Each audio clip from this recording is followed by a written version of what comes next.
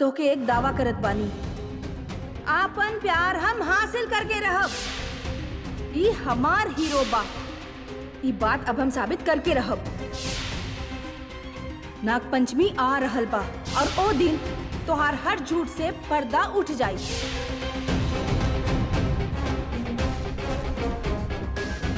माँ, सिंदूरी के मन में धैर्य सर के प्रति जौन भावना बा, कहीं कुछ और रूप ना ले ले। समझ नहीं क्या आ रहल कि ये सब का हो रहल बा। पता ना कहे बाकी सिंदूरी नाग पंचमी के इंतजार कर रहल बिया। हम जानत बानी ओ दिन कुछ नहीं के होके वाला, बाकी कबो कबो ऐसा लागेला कहीं कहीं वो दिन कुछ होके वाला तो नहीं के। मन में घबराहट सा बा। हम जानत बानी रहुआ हमरा संगे बानी। हमके कोनो रास्ता दिखाई माँ, कोनो रास्ता दिखाई हमके। माते, हमने के संतोषी की सहायता करे के चाही। ओके भी ज्ञात होके के चाही कि नाग पंचमी के दिन ओकर पति का करे वाला बा। रउआ सत्य कह रहल बानी गौ माता, काहे ना रउआ ही एक कार्यभार के संभाली। जौन आज्ञा माता।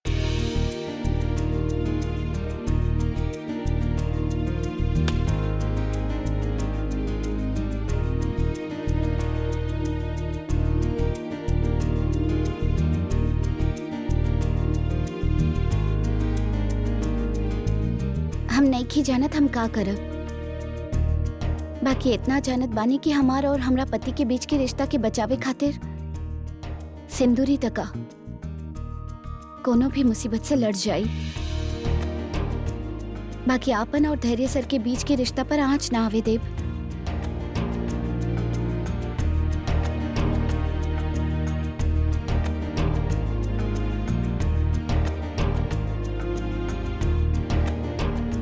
अब चाहे कुछ भी हो जाए माँ, हम पीछे ना हटब।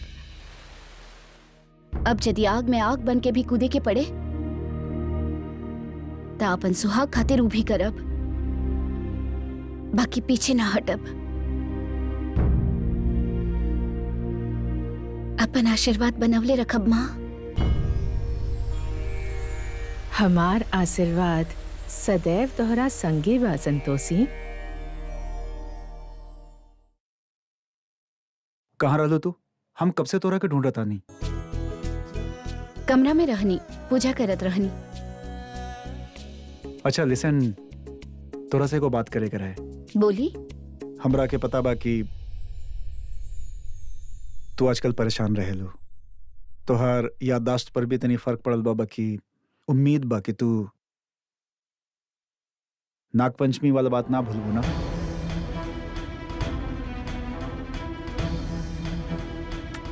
बाना? हाँ,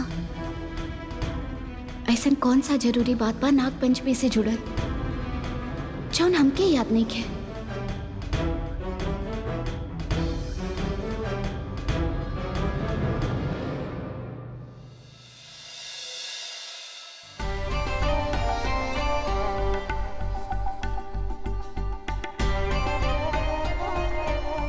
देवराज, रहुआ स्वयं आवे के कष्ट काहे कईनी?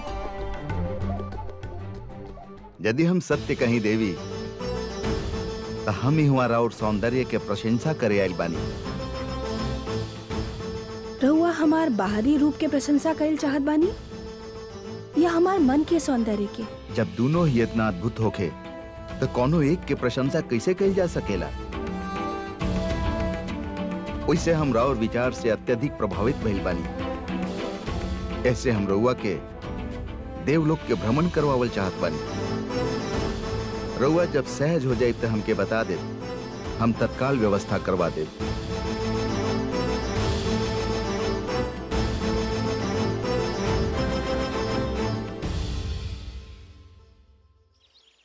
ए गुड्डू, अरे गुड्डू कब तक छुपे बे हैं? ए गुड्डू, ससुर मुझको बड़ा के नाती। गुड्डू, गुड्डू, अरे छछूंदर के औलाद कहाँ छिपल पड़े बे? अरे छुप जाए बे तू, ससुर ढूंढ के निकाले हम तो के बाहर। हे भगवान, आज बचाला। बहुत पाप कैले बानी, बाकी जिंदगी में अब कोनो पाप ना करब। पूरा 5 रुपया के प्रसाद चढ़ाई भगवान। ए गुड्डू, ए छछूंदर के औलाद, हैं? घर छोड़े के बाद करल बाड़े, कहाँ छिप के बैठल बाड़े बे? ए गुड्डू, कहाँ देखले रहला ओके? अरे हम यही देख ले रहनी ओकरा। ये देखले रहला तो कहाँ चल गई? ए गुड्डू, अच्छा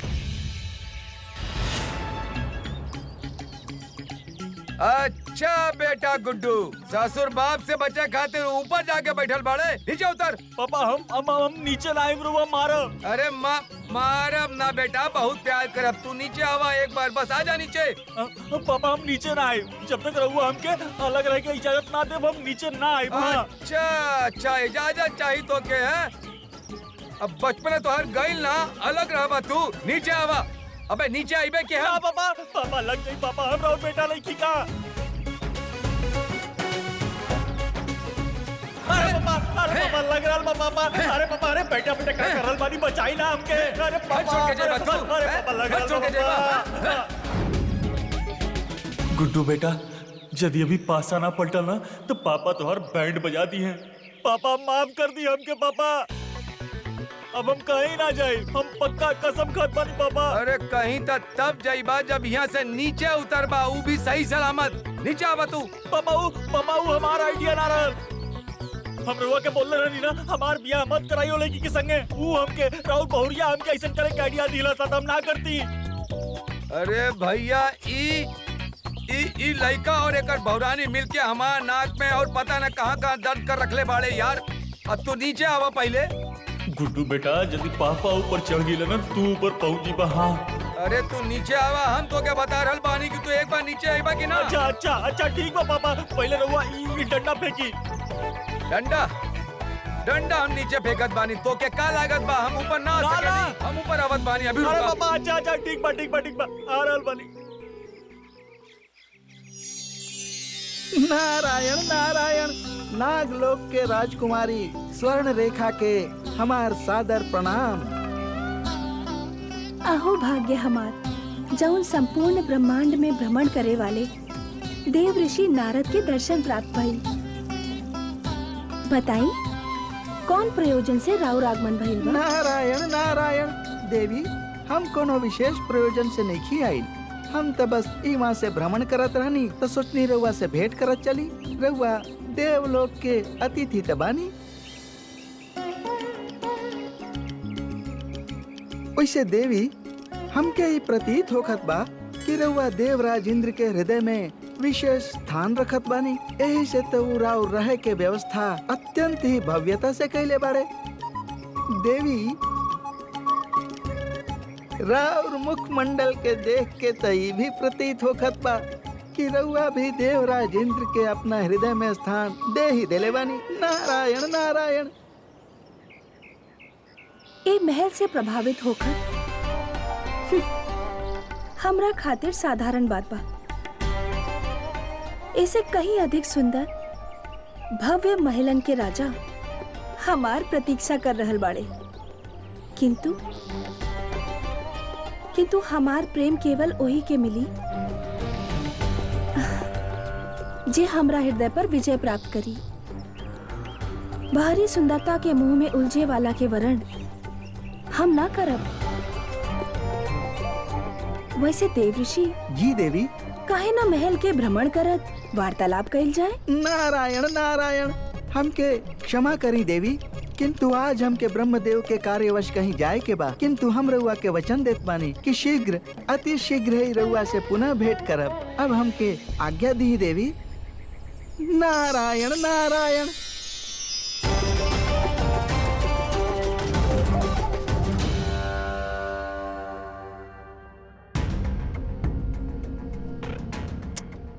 गुड्डू जी अब तक अइलन ना और पापा जी भी नइखन दिखाई दे रहल।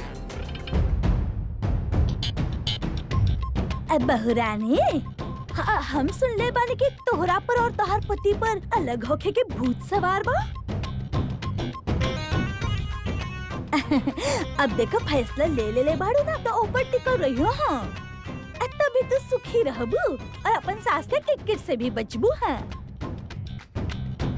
अच्छा, रउआ हमार शुभ चिंतक कब से बन गई नी? अरे पापा,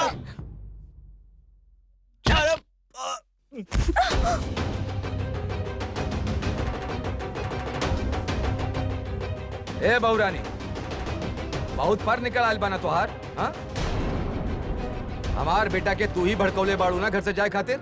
हाँ,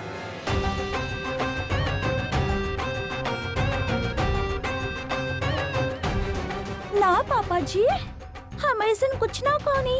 वो तो ताई जी हमसे कहली अलग होके खातिर, तो हम दोनों सुखी रहब। ए बहुरानी, तू ही ए बड़की भौजी, हमने के मामला में टांग अड़ावत रहलू तो हम सह गए नहीं। बाकी हमार बेटा और बहुरानी के बात में आईबू ना तो बता रहल बानी, अच्छा ना हो कि तोके। ए देवर जी, धमका के रहल बड़े हैं अपन बेटा और बहुरानी की देखा। अरे तोहर बहुरानी को तो बच्ची ना भी है, ये हम भड़कौले और मान गईली। ए बड़की भौजी, होशियारी मत कर हमरा सामने। हाँ, होशियारी हम नहीं दिखा रहल, तोहरी गुड्डू और ओकर बहुरानी दिखा रहल बिया। एकरा के देखा पहले। अरे उनके तो हम बाद में देखा। खबरदार, जो हमार बेटा और बहू के बीच में आइलू, हमसे बुरा केहू ना होगी। हम कह देत बाड़े तो से। तो अपन मुंह बंद रखा, क्या हमरा से बुरा केहू ना होगी। तो बात के समझत काहे नहीं खुआ रे? तोहके का पता हम अपन बच्चा के संभाले नहीं या ना संभाले नहीं। बस नारायण नारायण। देवराजेंद्र, रउआ जेकर प्रेम में उलझल बानी प्रतीत होखत बा कि वो भी रउआ से अत्यंत प्रेम करेली। किंतु का देवऋषि? किंतु देवराजेंद्र, वो कुछ स्पष्टता से कहत ही नहीं कि सब प्रश्न के अत्यंत चतुराई से उत्तर देवेली। हाँ हाँ देवराजेंद्र, हम सत्य कह रहल बानी। किंतु रउआ चिंतित मत हो कि हमके बात ही बात में संकेत दे देले बाड़ी कि जे भी उनकर मन पर विजय प्राप्त कर ली ही, ओकरा खातिर उनकर प्रेम के मार्ग अवश्य खुल जाये। नारायण नारायण।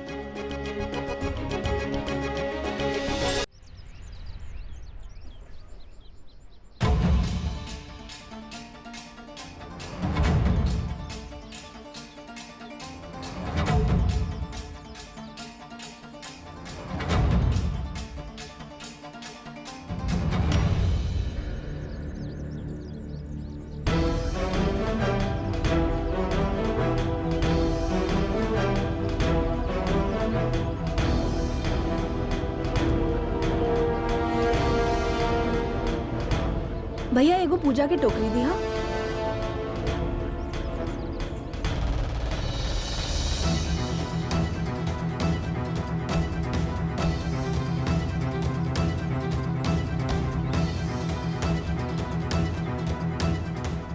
लागत बा केहू हमार पीछा कर रहल बा।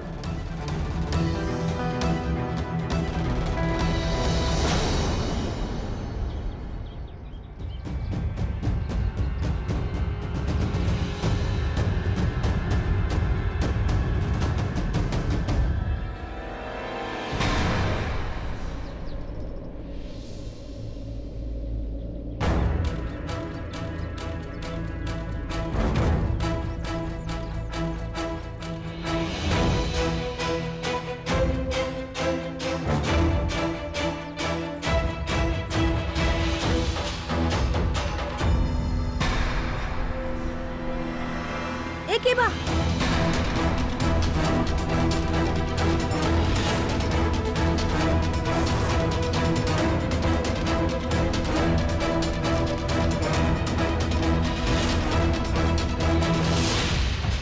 कहाँ घूम रहल बड़ू अकेले? तू जानत नहीं खू कितना ताकतवर लोग बाड़े हो। मार डली है तो के। चलो हमरा ए, संगे। हाथ छोड़ा। के बाड़ा तू? अब के मार डाली हमके? हम अंकुर। पहचानू ना तू हमके? ना।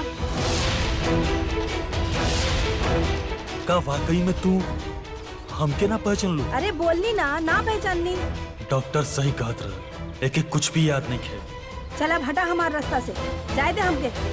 अच्छा ए, हाथ प्लीज छोड़ा। हमके एक मौका दा अपन बात कहे खातिर। हम तो के समझावत बानी सब कुछ।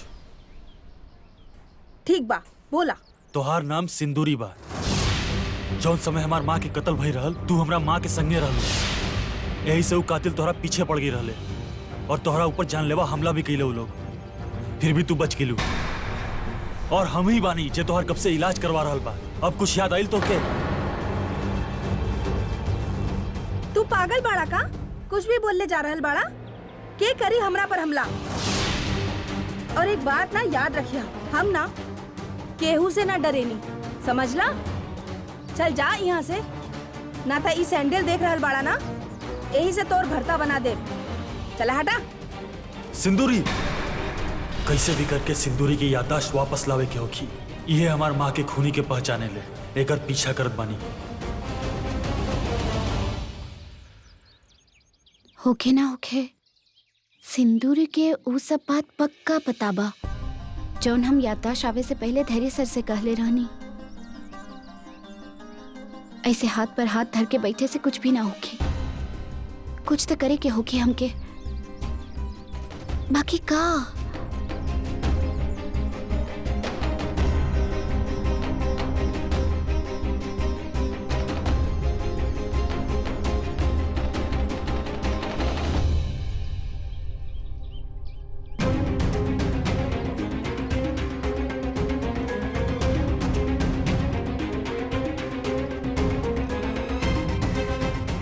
ये बंगला में कहीं जा रहल बिया?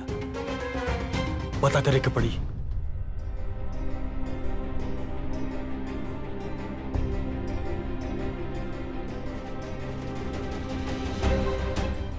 एकर कमरा की तलाशी लेवे से हमके कोनो ना कोनो सबूत जरूर मिली, जैसे ओकर सच्चाई के पता चल सके। कहाँ चल गली रहलू तू? पता बा बंधु मैडम कितना गुस्सा करत रहली? अरे कहीं जाए के बाद बता के जाइल करा, ना तो डांट हमके खाए के पड़ेला। हाँ ठीक बा। तनी सा डांट खाइबा ता का पतला हो जाइबा।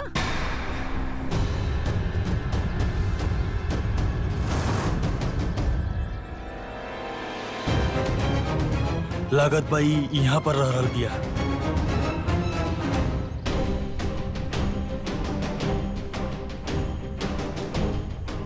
पक्का धीलस वो आदमी।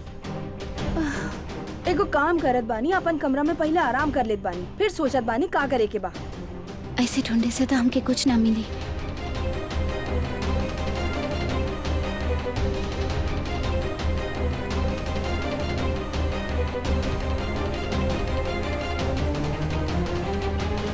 हमके कहीं ऐसा जगह तलाशी लेवे के चाहिए जहाँ नाग पंचमी से जुड़ल बात के पता चल सके। बाकी कहाँ? पूजा के स्थान पर।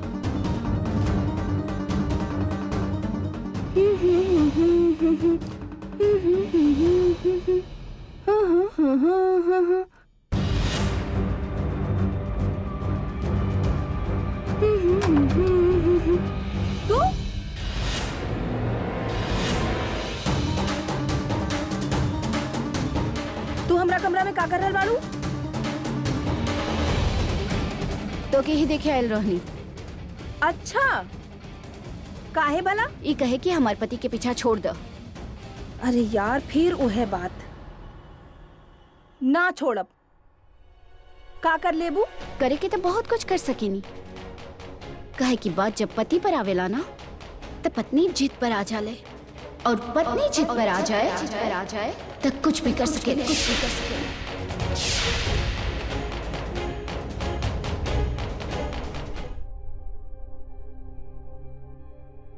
थैंक यू बेटा।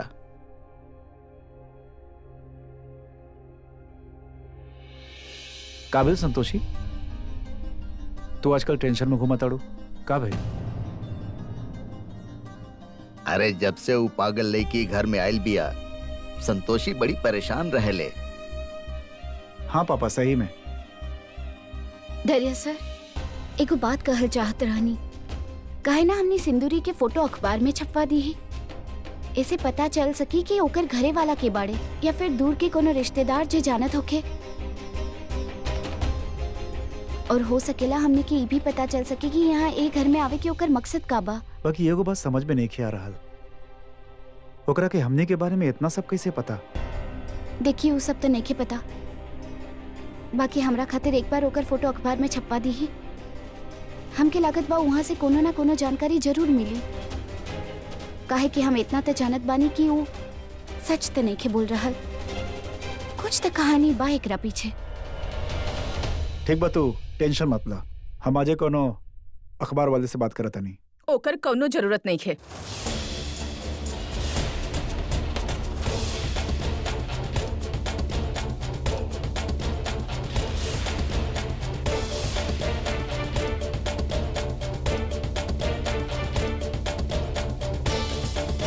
सिंदूरी के प्रताप लेके आयल बाड़े और हमनी दोनों ओकरा बारे में बहुत अच्छा तरह से जाने नी। बाकी हमके कुछ नहीं खे पता,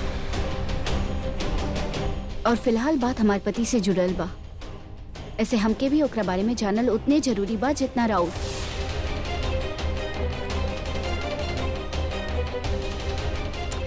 मधु मैडम, रहुआ समझ नहीं खे रहल, वो लड़की हमरा और धैर्य सर के बीच में कितना गलत फहमी पैदा कर रहल बिया।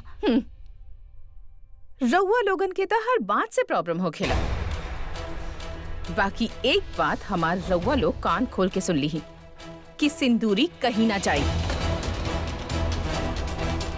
बड़ा मुश्किल से हमके खाना बनावे वाली मिलल बिया, हम ओके ना जाए दे सकेनी। रउआ लोग ए बारे में बेसी डिस्कस ना करी, इहे बेहतर होगी।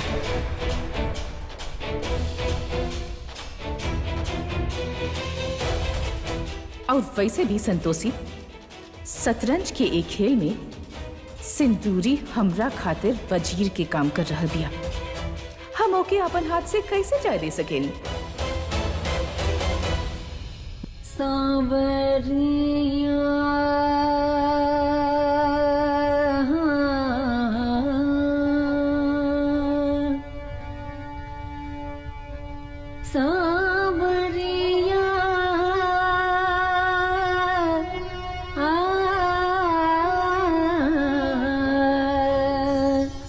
देख जरा इस ओर संवरिया, देख जरा इस ओर। अद्भुत प्रस्तुति। देख जरा इस ओर, यूं ना आँख चुरा, यूं ना आँख चुरा, चित चोर संवरिया, देख जरा इस ओर।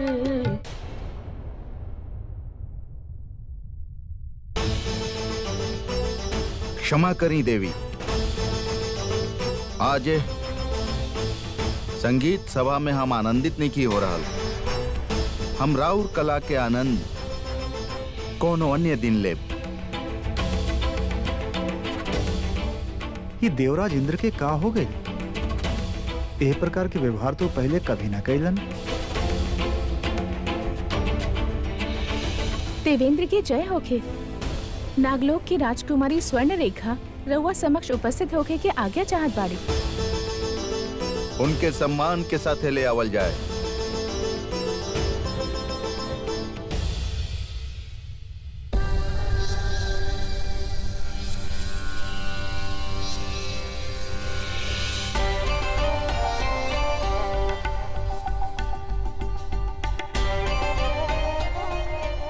देवराज इंद्र के हमार प्रणाम।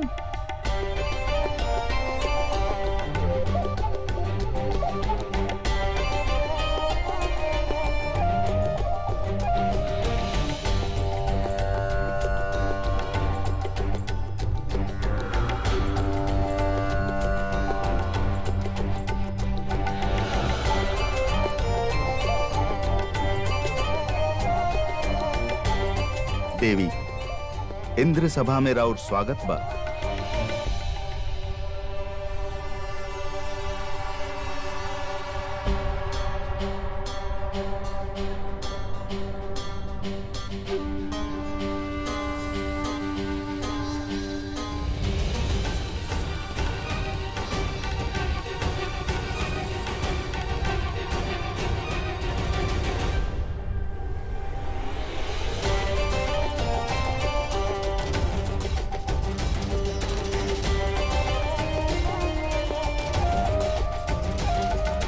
देवी, रउआ अपन प्रस्तुति पुनः आरंभ करी। मैं हूँ सजना पिंजरे में गाती नैना, मैं हूँ सजना पिंजरे में गाती नैना, तू बनका है मोर, तू बनका है मोर, ओ संवरिया देख जरा इस ओर, संवरिया देख जरा इस ओर।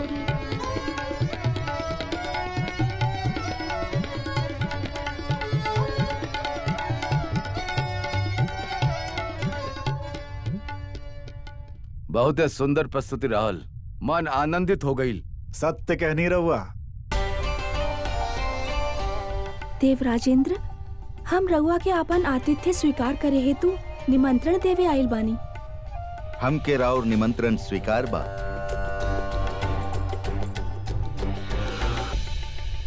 ओफो मधु, तू जानत बाड़ू तू का कर रहल बाड़ू? प्रताप, हम अच्छा तरह से जानत बानी कि हम का कर रहल बानी। ई सिंदूरी ही संतोषी बिया। तोहार मतलब बा पिछला जन्म में ना? पिछला जन्म में ना प्रताप, ए जन्म में, बल्कि कुछ दिन पहले। कुछ दिन पहले? हाँ, ऐसन कहीं होखे लगा? ऐसन भइल बा प्रताप। ना तो रहुए बताई, 1 महीना पहले के बाद संतोषी के याद नहीं खे, बाकी सिंदूरी के याद बा, बल्कि छोट से छोट बात सिंदूरी के याद बा। एगो बात कही मधु, तो के ना योगा करे के चाहिए, योगा। प्रताप, हाँ, तोहार दिमाग शांत रही, कुछ भी उठपटांग बकले जा रहल बाड़ू। देखा, पहले ही सब लोग तोके पागल समझ रहल बाड़े, अब की बार केहू पागल खाना पहुंचा दियलस ना, तो हम तोहार मदद ना कर पाई बस।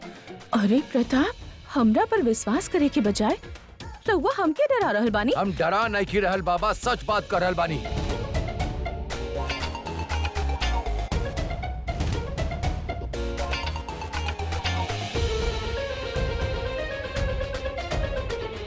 हाँ पापा, हाँ, हम अभी आवत बानी। अच्छा ठीक बा।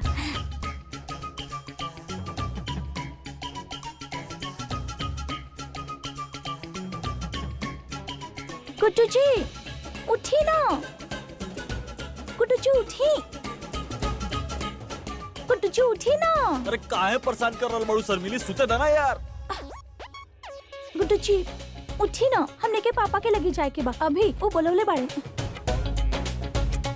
अरे उठी ना। अरे यार, तोर पापा हमनी से मिले ना आ सकेले का?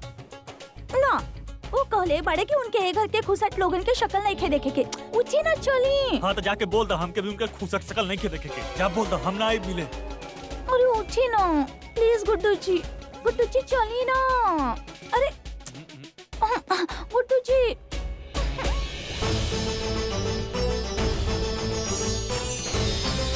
नारायण नारायण, प्रणाम देवराजेंद्र। प्रणाम देव ऋषि। का बात बा, आज तो रउआ अत्यंत प्रसन्नचित दिख रहल बानी। प्रतीत होखत बा आखिरकार राव प्रेम के नैया के किनारा मिल ही गई। नारायण नारायण, हम सत्य कह रहल बानी ना देवराजेंद्र? ना ना देव ऋषि, ऐसन कोनो बात नहीं के। वो तो देवी स्वर्ण रेखा आज हमके भोजन हेतु आमंत्रित कैले बाड़ी, वैसे अत्यधिक सुशील और सुलझल स्त्री बाड़ी। नारायण नारायण, सत्य कहनी रउआ, सत्य कहनी। अब जब स्वयं नागलोक के राजकुमारी सुंदरी स्वर्ण रेखा राउर प्रतीक्षा कर रहल बाड़ी, तो हम काहे शिला के भांति राउर मार्ग बाधित करी। जाई अति शीघ्र जाई और उनका आतिथ्य स्वीकार करी। नारायण नारायण।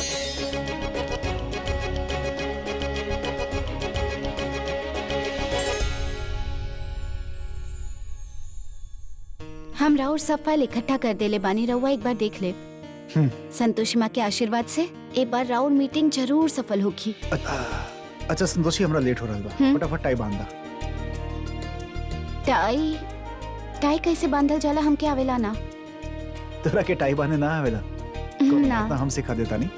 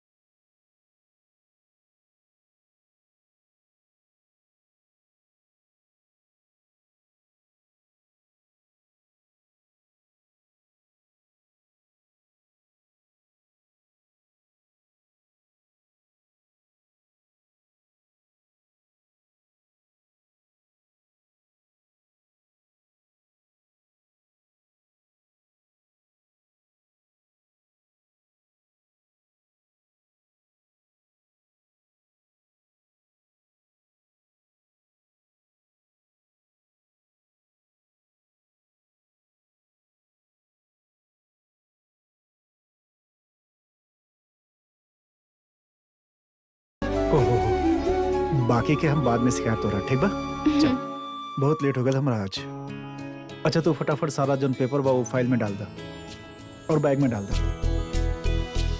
और हाँ, भाभी के रूम में ना जन स्टेपलर दिले रहलू तू भाभी के, वो ले आवा। हम तो कोनो स्टेपलर ना देनी।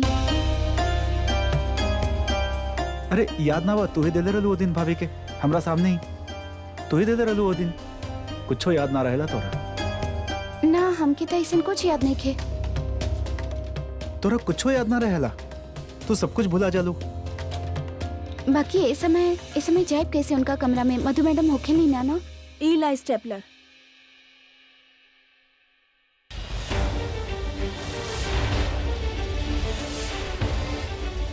सॉरी, हम देवे के बाद स्टेपलर लिहल भूल गई रहनी।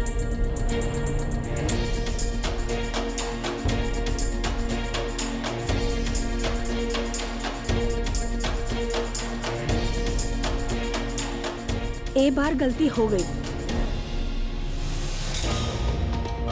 ईला, हम फिर से गांठ बांध लेत बानी।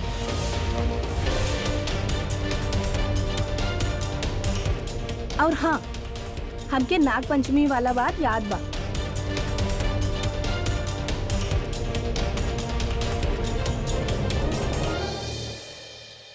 अच्छा बा, तो हर याददाश्त अच्छा बा। बाकी ऐसे मुंह उठा के बार बार हमरा कमरा में मत आइल करा।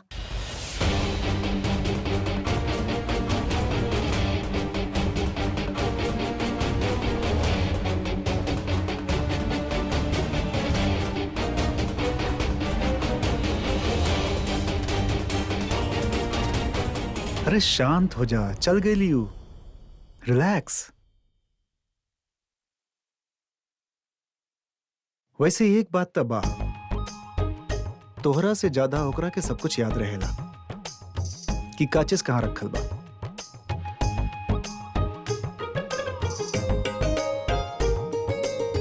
अरे तू तो रोए लगलू, मजाक करत रहनी। I'm sorry। बाकी एक बात का ध्यान रखिया, नाग पंचमी वाला दिन कोनो गलती मत करिया। कहीं हमरा के यकीन हो जाए कि वो सिंदूरी ही असली संतोषी और तू यो मजाक प्लीज रोल बंद करा ना, रोआ मत। अच्छा कुछ ना हाँ? हमरा पता बा,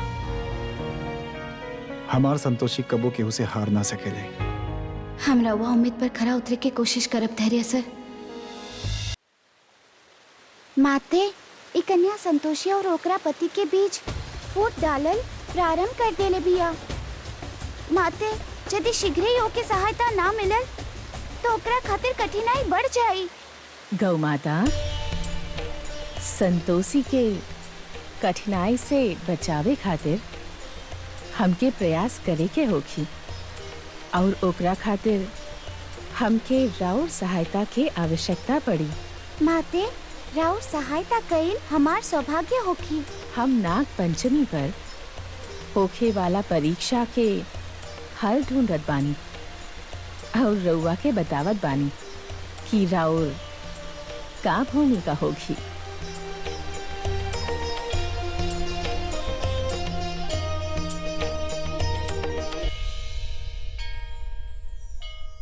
अरे शर्मिली, अरे 2 घंटा से इंतजार कर रहल बानी यार, कैसे मिले के बाद कुछ बताई बरुआ लो।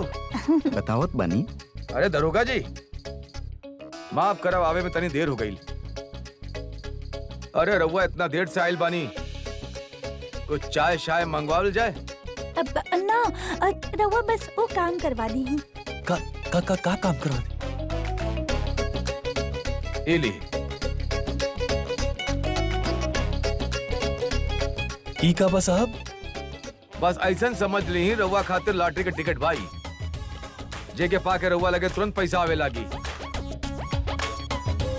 अरे जमाई बाबू, रउआ बस हस्ताक्षर करी, बाकी हम समझावत बानी ना। साइन करी मतलब? हमार पापा बोलले बड़े कि जब तक कोनो कागज के पूरा तरह से पढ़ ना ला, ऊपर साइन मत करिया। हाँ, हम ना करब साइन ली। अरे कुटुची, रउआ भी ना, रउआ हमार पापा पर विश्वास नहीं कर रहल। चली साइन करी, जब रउआ साइन न करब त हम रउआ संगे और घरे ना जाई। कर दा हस्ताक्षर, हमरा पर भरोसा नहीं है का? हाँ कर दी। कर कर, शाबाश।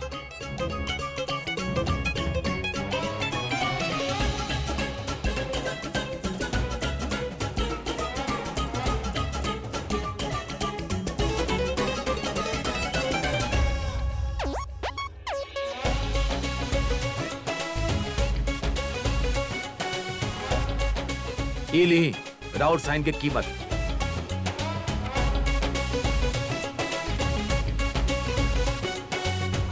अब राउर घर के हिस्सा हमार भाई। घर के हिस्सा साइन की कीमत? का बकवास कर रहल बानी? अरे हम अपन कोनो घर नहीं की बेचले हैं। ई ली अपन पैसा और कागजात हमके वापस दी। हमार कागजात हमके वापस दी। अरे हमके तो बेचे के बा। अरे शर्मिली, पगला गई बड़ू का? अब हम वो घर में ना रहब। देखी, हाँ ताई लक्ष्मी के मना ना करे के। काहे कि जब राउर घर तोड़ के ओमे नया बिल्डिंग बन जाई तो ओमे से रउआ के एगो फ्लैट और मिली। और हमके नहीं लगत कि रउआ जैसे स्मार्ट लड़का ऐसा डील ठुकराई।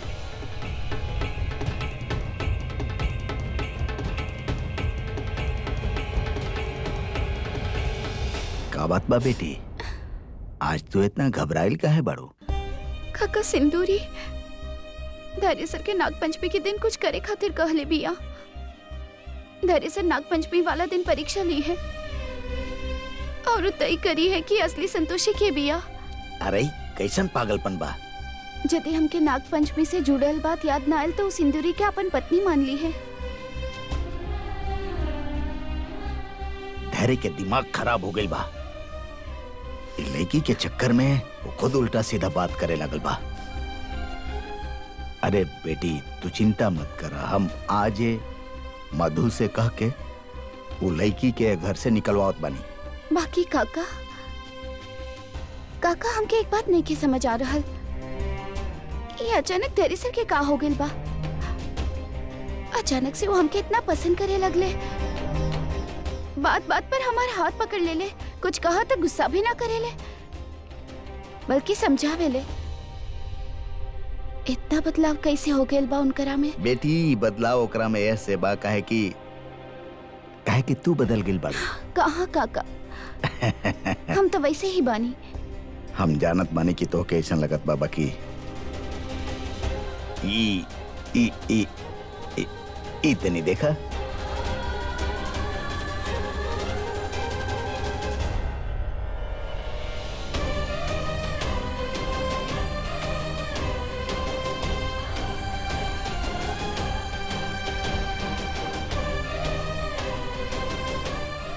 हम जानत बानी के तो के याद नहीं के आवत, बाकी जौन भी बा बाड़ू तो तू ही।